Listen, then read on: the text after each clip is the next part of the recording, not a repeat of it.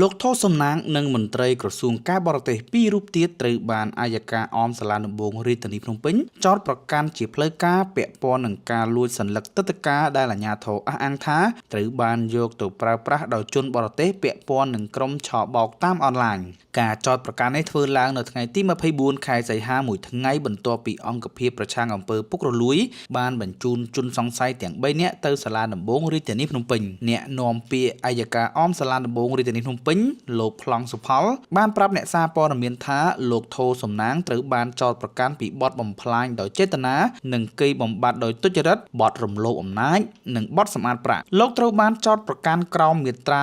601នៃក្រមព្រហ្មទណ្ឌព្រមទាំងបទបញ្ញត្តិពាក់ព័ន្ធនៃច្បាប់ស្តីពីការប្រឆាំងអំពើពុករលួយនិងច្បាប់ស្តីពីការប្រឆាំងការសម្អាតប្រាក់និងហិរញ្ញប្បទានភេរវកម្មឆ្នាំ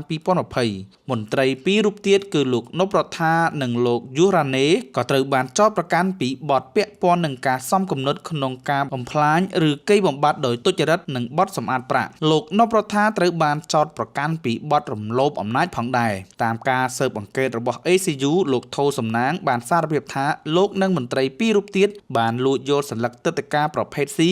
និង CEX ប្រមាណ 10000 សន្លឹកប្រមាណ 6000 ត្រូវបានយកទៅប្រើប្រាស់ដោយខុសច្បាប់ខណៈសន្លឹកប្រមាណ 4000 ផ្សេងទៀតត្រូវបានជនសង្ស័យអះអាងថាបានបំផ្លាញចោល ACU ក៏បានរកឃើញថាសន្លឹកទឹកតការដែលត្រូវបានលួចទាំងនោះត្រូវបានប្រើប្រាស់ដោយជនបរទេសដែលអាជ្ញាធរចាត់ទុកថាពាក់ព័ន្ធនឹងករណីឆបោកតាមអនឡាញទឹកតការប្រភេទ C ឬ Courtesy Visa គឺជាប្រភេទទឹកតការដែលផ្ដល់ជូនមន្ត្រីបរទេសឬបុគ្គលដែលមានទំនាក់ទំនងការទូតមកបំពេញបេសកកម្មផ្លូវការជាមួយរដ្ឋាភិបាលកម្ពុជាឬអង្គការអន្តរជាតិចំណែក CEX គឺជាទម្រង់សម្រាប់ពង្រីកឬបន្តសុពលភាពទឹកតការ C ប្រធានវិទ្យាស្ថានទំនាក់ទំនងអន្តរជាតិលោកកិនភៀបានលើកឡើងតាមបណ្ដាញសង្គមថាប្រសិនបើការចោទប្រកាន់ត្រូវបានបញ្ជាក់ករណីនេះអាចប៉ះពាល់ដល់កេរ្តិ៍ឈ្មោះរបស់កម្ពុជានិងទំនុកចិត្តរបស់សាធារណជនចំពោះស្ថាប័នរដ្ឋលោកបានអំពាវនាវឲ្យអាជ្ញាធរស៊ើបអង្កេតរកអ្នកពាក់ព័ន្ធទាំងអស់ដោយលើកឡើងថាករណីដែលមានទំហំធំបែបនេះអាចមិនមែនជាសកម្មភាពរបស់មនុស្សតែម្នាក់ឡើយ